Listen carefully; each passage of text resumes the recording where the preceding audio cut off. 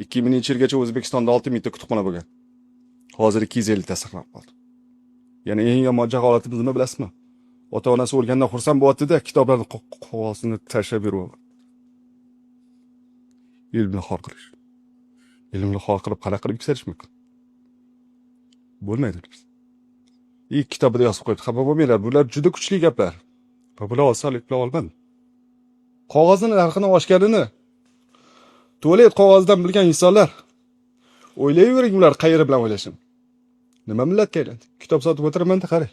Bir kuni 30 ming so'mlik kitob sotdim. 30 ming. Mana agar baklashga tersam ko'proq pul topaman. Vagonga chiqsam ko'proq pul topaman. Yonimda bir ayol o'tiradi. Sal teparoq. Gadoychilik qildi-da 1,5 million so'm pul topdi. Undan ham ko'proq pul. Yomon alam qildi-da. Nima bilasizmi? Degan buni ham keltirib bergan, hammasi kitoblarda yozilgan.